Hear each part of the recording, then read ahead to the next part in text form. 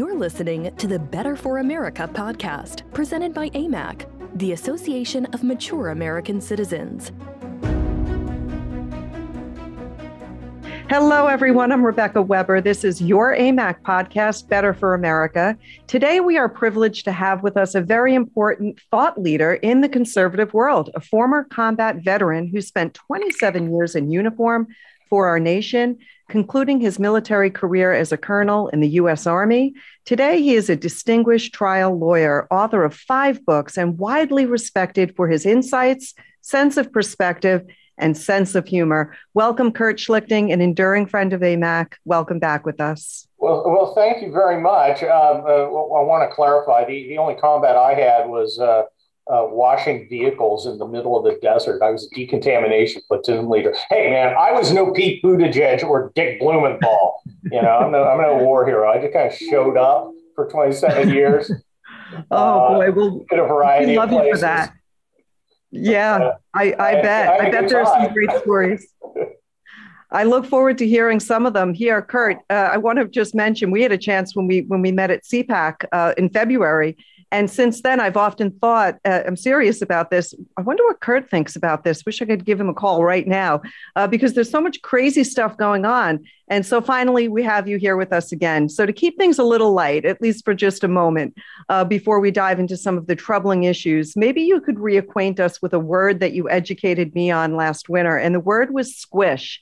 Can you help AMAC members remember what the word squish is and why we should be on guard and how not to be a squish? Well, squish is one of my one of the words I wish I had coined it that I use in an effort to remain FCC compliant. There are other words that sum up these spineless invertebrates who pretend to be conservative but never actually end up conserving anything. They bend like reeds. They fold like a house of cards. They are the conservatives who are super conservative around election time, and then they get to Washington, and then they get lobbied, and then they give in.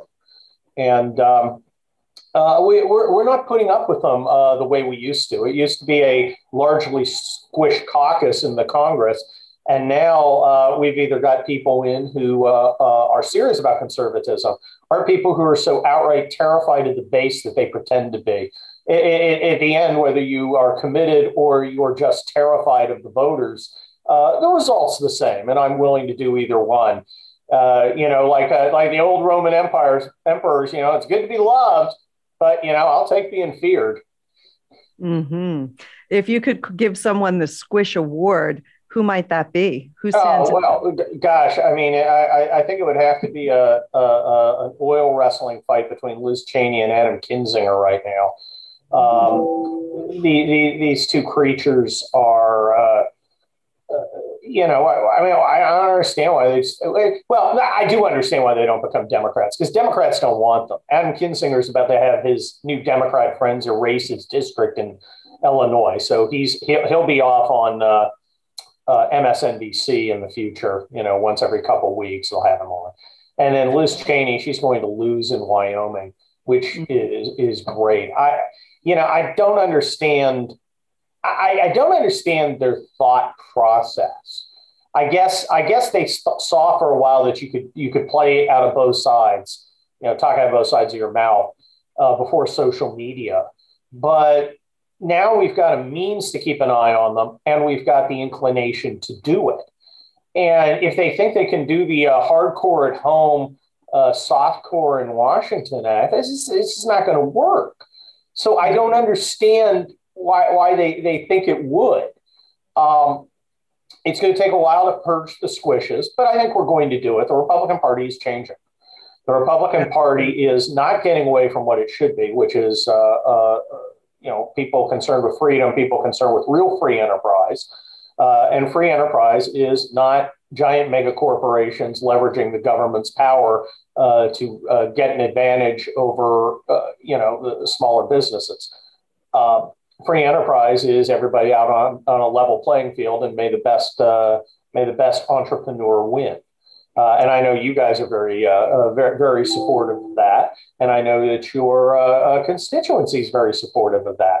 And that's why, you guys are growing and your competition is stale and stagnant because there's no energy in the miserable status quo. You look at, I mean, for all of Joe Biden's myriad problems, he's the perfect example of a status quo that no longer works. A 70-year-old establishment, mostly formed after World War II, that worked very well for a while. In the 50s, we built America into a real superpower. 60s, we changed America through a civil rights movement. We put a man on the moon.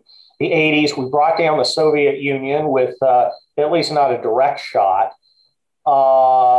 And now, what do we have? We have a generation. Our establishment right now is responsible for Afghanistan, the Wall Street meltdown, and Grindr. Okay, these are not a litany of super achievements that will be written in the history book, except as cautionary examples.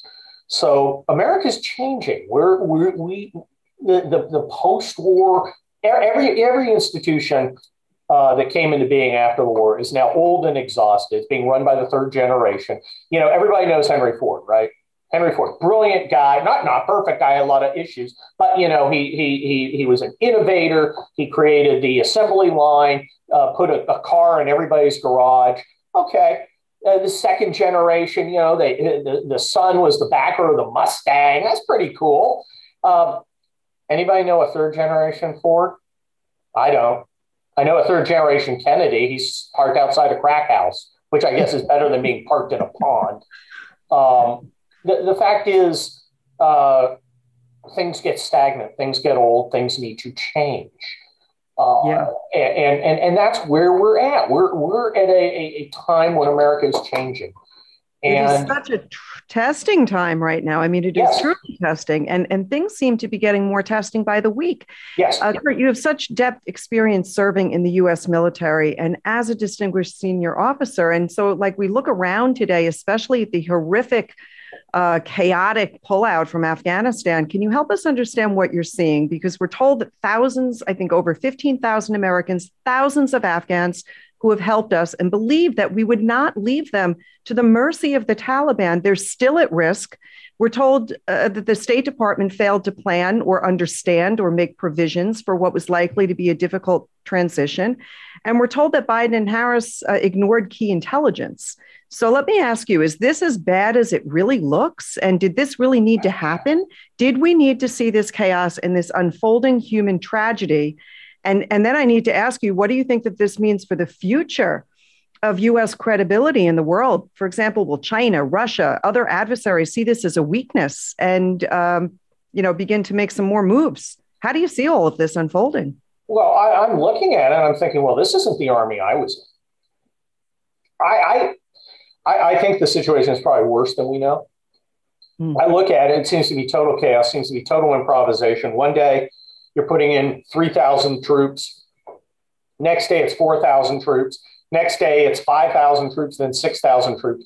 And of course, one of the giveaways for me in the military is when you put a number down, when you say, well, I'm sending 1,000 troops. Well, a battalion's probably 500-600. Then you're going to need another 700-800 supporters. So when you start talking about numbers, you're not talking like a professional. Because 1,000 troops is not a combat formation. 1,000 troops is a number. If you say, hey, I'm sending in 3 battalions with support elements, I know what that is. I know what its capability is. If you say 1,000, you're trying to make civilians feel better. And that doesn't make me feel better.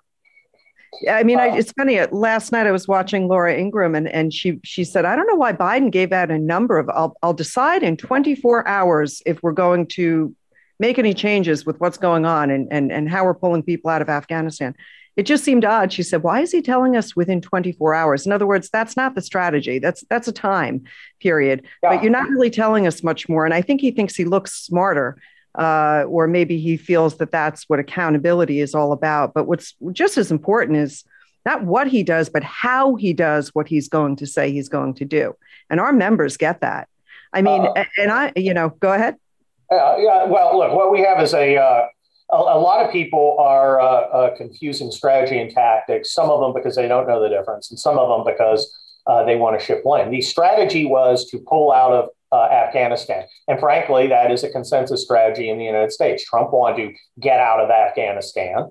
Biden wanted to get out of Afghanistan. Most Americans want to get out of Afghanistan. Now, exactly what that means is open to debate. But basically, they're talking about we're going to end normal combat operations in Afghanistan. Okay, we've decided after 20 years, and that's not an unreasonable strategy. Strategy is implemented through tactics. And the tactics we've seen, this wasn't necessary. The secret of American success is logistics and planning. That's how we differ from other armies. Our guys are very brave and very good tactically, man to man. But at the end of the day, you put an 82nd Airborne trooper with a rifle down against a Taliban guy with a rifle, and it's two guys with rifles. And there's some training and cultural bravery kind of things at stake. But it is not. It's not quite even. It's near to be even. Our advantage is logistics and systems and planning. We have capabilities that we know how to integrate and synchronize that other guys don't. You don't fight an American platoon. You fight an American platoon and its artillery and its air support and its helicopter support and its electronic warfare support and its logistics support and its medical support and its personnel support and all the other battlefield operating systems, its intelligence, surveillance, reconnaissance capabilities. So when you're fighting American platoon, you are fighting this huge iceberg where all the combat, the real combat stuff is below the surface. You don't quite see, but boy, you feel it because they'll kill you. And so the military is not, when he starts talking, well, I'm just going to dump some troops in. I look at this and I'm thinking, okay, you got 6,000 guys on the ground. Where are you going to fly close air support from? Where are you going to do logistics from? You gave away Bagram, which was a place you could have done that with relative safety. I look at it, it's completely confused. As a military planner, and I did a ton of planning as an officer, most of what you do is planning. Even when you're a commander, you're working with planning. Planning and execution are the two things that you do. And I look at this and I'm like, you don't have the parameter. How many people are we getting out? Well, we don't quite know. Okay, kind of a basic thing because everything is driven by the number of civilians. Unlike when we're talking about military forces, numbers of civilians do matter because that tells me how much food I need, how much space I need, how much air power I need to move them, and what I need to defend them because I understand the space that they're going to have to physically be in. And then maybe I understand what I have to do to get them there. And I'm looking at this thing and I have no idea what the hell these people were thinking, if they were thinking at all. The simple fact is, and I don't want the military to escape blame for this. There's plenty of blame to go around, and I do enjoy the finger pointing between the intelligence community and the State Department and the White House and military, because they're all leaking to their friends about how the other guy did it. But focusing on the military, it's a complete disaster. I've written about this in town hall. We need to fire all these guys. We have a Secretary of Defense who was a general who didn't win a war. We have a Chairman of the Joint Chiefs who's another 4-star general who didn't win a war. And these guys have a track record of failure. Their focus is ridiculous. Look, you're not a serious military if you attempt to tell me that America's greatest strategic threat is the weather in 100 years or whatever the hell white rage is. That's just ridiculous. It's stupid and it's insulting. And the problem is they're focusing on this stuff. So, you got China making fun of us right now. China, I don't understand for the life of me why Xi doesn't just look at Taiwan and say, hey, you're rejoining tomorrow. You can do it the hard way or the easy way, but it's happening. And what are we going to do?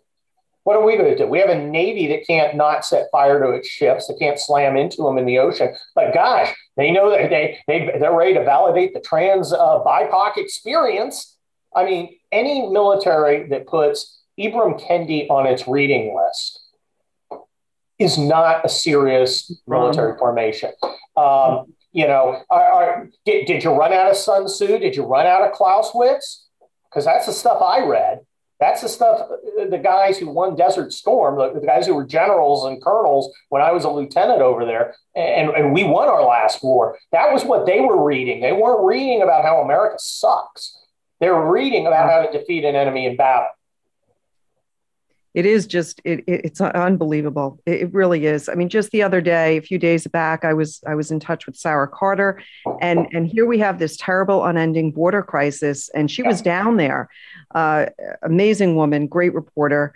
I mean, everything from human trafficking, drug trafficking, continuing waves of illegals coming over, people with COVID being sent to the heartland of America. All of this is adding so much pressure to our social and legal, educational, our elections, our future elections, our healthcare systems. I mean, it's unbelievable. And I just want to say, Sarah said that she saw thousands crossing the border, right? Unimpeded. Yeah. Now, here we have a president who, and we've got, states, governors that are mandating lockdowns, and you can't leave your home, and, Americans that are trying to do the right thing day in and day out. And then we see a president who just sort of sits back and pretends that people aren't coming over, sick, human trafficking, drug trafficking. I heard that more people died in San Francisco because of drug overdose of fentanyl than they did of the COVID virus. And he doesn't want to talk about that. See, our members, they understand. They're very, very smart. They just have some great wisdom. So I need to ask you, how severe do you think the border crisis is? I mean, it sounds like kind of a silly question because I think most people listening understand the severity, but how do we really get a handle on it? How do we turn these surging waves back? And what can really everyday people do in your view? Well, look, Donald Trump did it. Donald Trump stopped the incursions. Look, this is a conscious decision by the Democrat Party to import a bunch of people from the third world to change the makeup of the electorate. Now, I think it's kind of funny. It's a very racist notion that they have, that somehow they're going to bring all these primarily Latin people over, and they're all going to vote Democrat. When, of course, the Republicans increased their share of the Latin vote. Don't call it Latinx. They hate that. My wife is a Latin immigrant, and let me tell you, not liberal. So I think I'm not sure their plan is going to go quite the way they think it is, but still I hear these idiots babbling about democracy. Well, I remember Saturday mornings that "I'm Just a Bill" song. Congress passed law that said you can't come into the country, and if you are illegally, and if you do, you get deported. President signed it, became a law, and that seems to me democracy in action. And then you got a president who refuses to enforce the legitimately passed law because he doesn't like it. Seems kind of undemocratic to me. The problem for them is that they're changing the rules. If you have a set of rules that everybody plays by, everybody knows what the rules are, and you get protection from the rules when things don't quite go your way in politics, when you're in a down cycle. The problem is they got a slight up cycle with a very narrow majority, and they seem to forget that we're going to take things back. And I think when we do take things back, look, I think we deport all illegal aliens. I think we seal the borders. I mean, I think we enforce the law, and they're not going to like that, but I think that's what we need to do. That's the law. Common sense. It's a common sense approach. It's what we know works. Let's go back to doing what we know works. I mean, we've got to have law and order in this country. It really just, in my mind, I think constitutional crisis. Really, I mean, here we have a president who's doing all things so wrong, and there's no repercussion. There's no accountability. So I do hope and believe that you're right, that 2022 will hopefully ring a bell.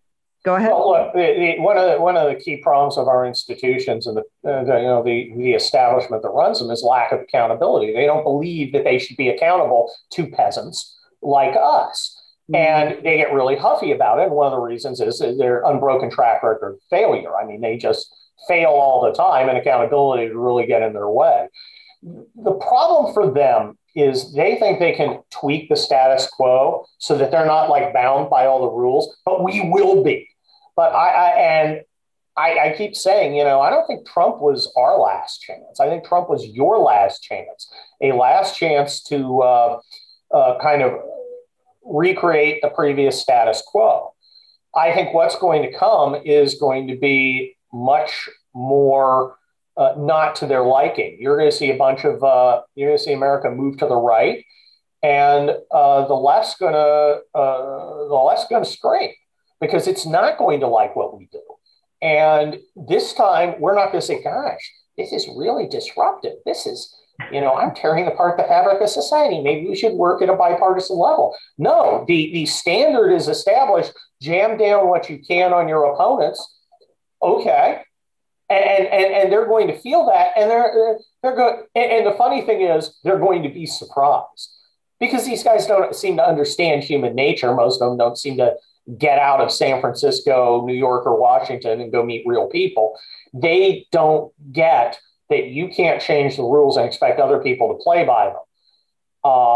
So I think we're in for some interesting times. I'm optimistic.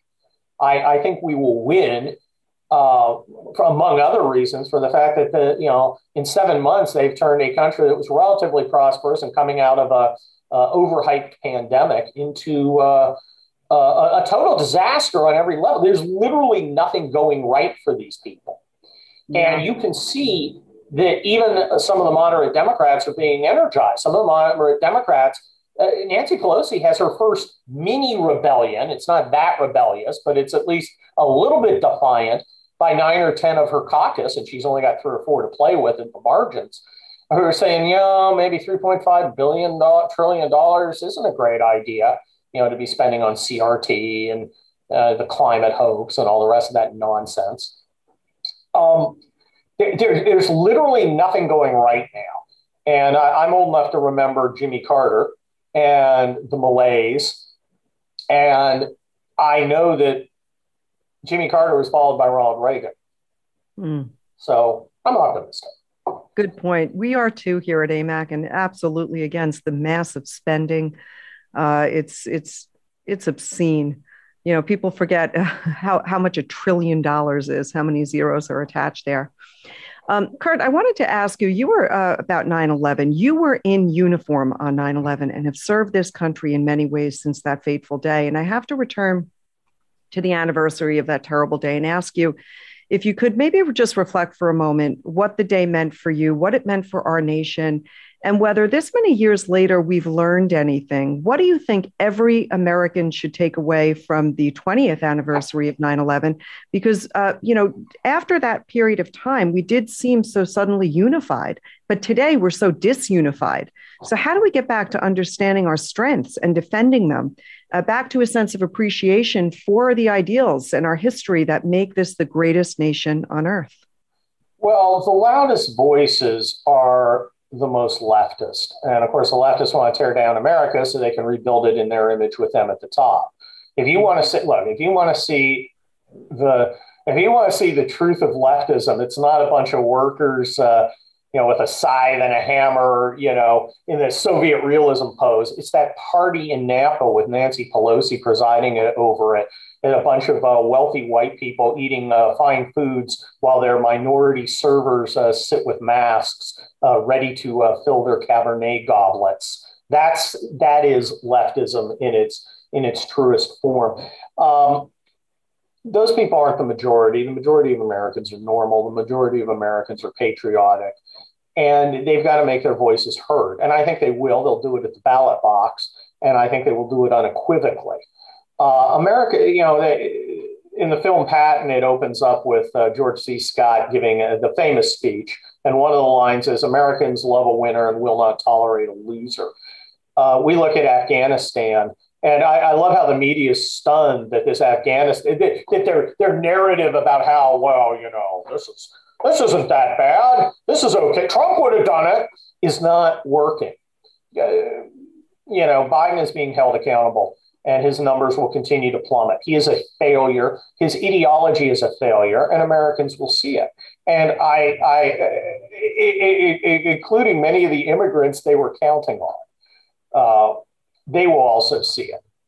Isn't it odd, though, that he would have, it almost seems to go against the grain or against what's normal to be so proud to exit Afghanistan all around the 20th anniversary. Essentially, I mean, the Taliban must feel somewhat emboldened and almost call it a victory for themselves, right? I mean, what does Joe Biden not understand?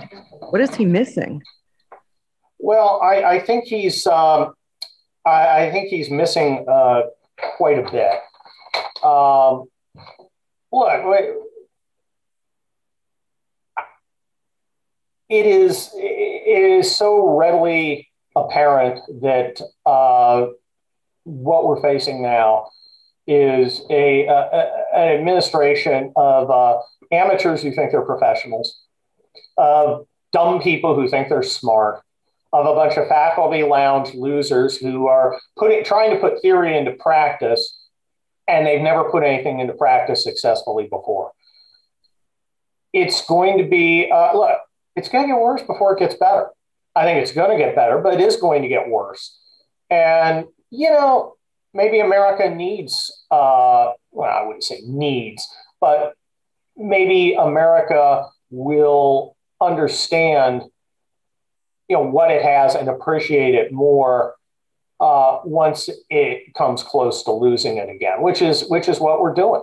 We're getting a preview of a miserable future, a future where all America is San Francisco, with bums on the streets, dodging human waste and needles on the sidewalk, crime. That's the future. Do we want it? That's the question. I think the answer is going to be no. Yeah. Well said. Well put. Kurt, I want to thank you so much for being with us today. Thanks for having me. Just about a time. You've given us so much good stuff to think about, as you always do. And I look forward to seeing you again soon. So thank you so much what you do for America, for your patriotism, for your conviction. And I also want to thank our AMAC members for tuning in today. If you haven't downloaded the AMAC News app, please do so. It's very, very easy. You can track breaking news, get all of that. Just hit the subscribe button, like, follow, and share wherever you are on social media. Until next time, I'm Rebecca Weber. Thank you, Kurt, for joining us. This is your podcast, Better for America. Thanks, everybody. Have a great day. See you next time. Thank you for listening to the Better for America podcast. To learn more about AMAC and all it has to offer, visit us at www.amac.us.